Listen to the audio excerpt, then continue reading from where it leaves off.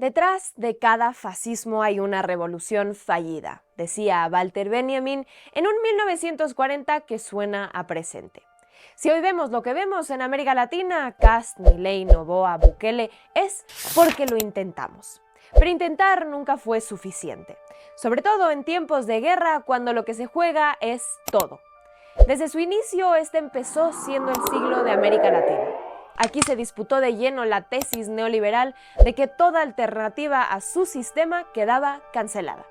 Las izquierdas pintaron la región de rojo en su ola, pero, como en el cuento de los tres cerditos, unos construyeron sus casas, sus proyectos de paja, otros de madera, pero solo los que, rehusados a que su casa fuera soplada por el lobo feroz, construyéndose de ladrillo, lograron resistir en pie. Ahora, bajo decreto, Trump ha jurado no dejar a ninguna izquierda en pie, tomando las medidas que hagan falta. Pero, ¿eso es justificación para seguir construyendo izquierdas de paja? Ya decía Bertolt Brecht que se requiere valor para decir que los buenos fueron derrotados no porque eran demasiado buenos, sino porque eran demasiado débiles. Solo sin la autocrítica de hoy es que la disputa se puede llamar derrota. ¿Cuál es el golpe de timón urgente que nos marca el resultado en Chile y los últimos procesos regionales para el rumbo de la izquierda latinoamericana? Yo soy Sassy Alejandre, bienvenidos y bienvenidas a La Otra Voz.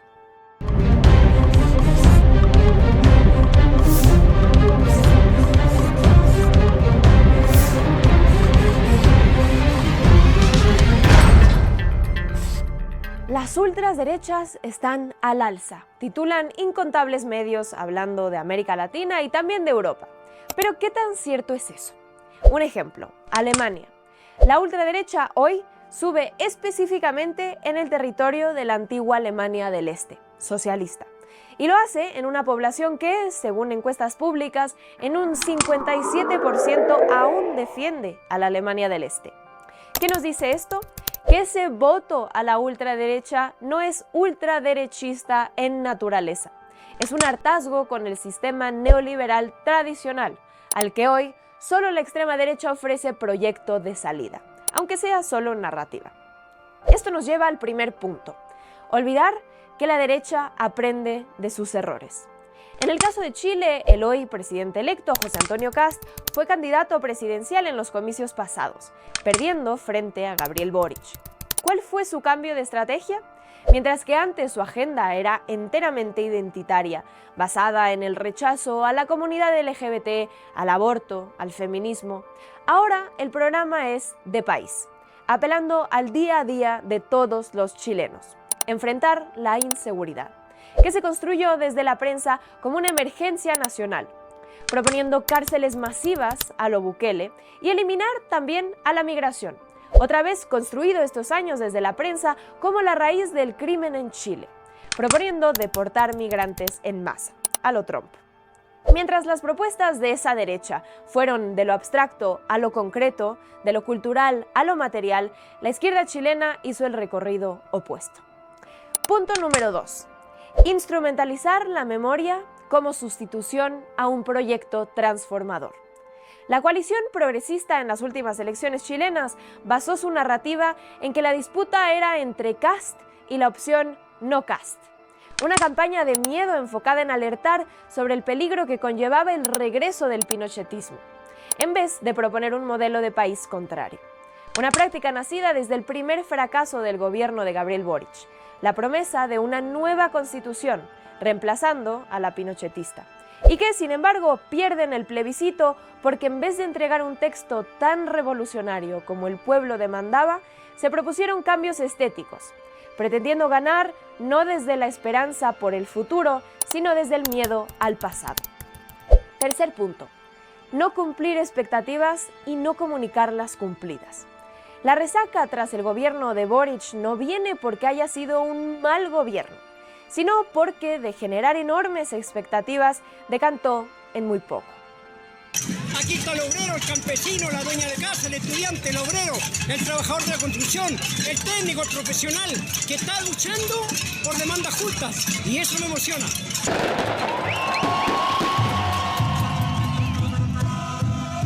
Fruto del estallido social de 2019.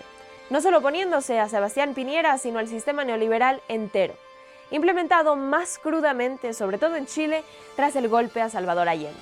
Boric fue electo en masa para completar ese proyecto, el socialista, renunciado de lleno tras el fracaso del plebiscito, como si el fracaso hubiera sido del proyecto ansiado y no del fallo en haberlo puesto en práctica. Y sin embargo, hablamos de un gobierno con logros tangibles, una subida del salario mínimo del 54% y una reducción de la jornada laboral de 45 a 40 horas. Victorias para la clase trabajadora y que, sin embargo, no se supieron comunicar como tal. Cuarto punto. Ganar por la izquierda, gobernar por la derecha. Las izquierdas de ladrillo, incluso las que llegaron no por las urnas, sino por revoluciones, iniciaron con cautela. Con un proyecto bien claro, esperaron a que el tablero les favoreciera para empezar a implementarlo. Desde un Chávez que se radicaliza paulatinamente y sobre todo después de haber resistido el golpe de 2002, hasta el propio Fidel Castro, que no se declara socialista hasta ya ganada la batalla. Pero para Gabriel Boric la tibieza nunca fue una táctica pragmática, sino una estrategia programática, con el cometido de sobrevivir en el Estado sin nunca cambiarlo.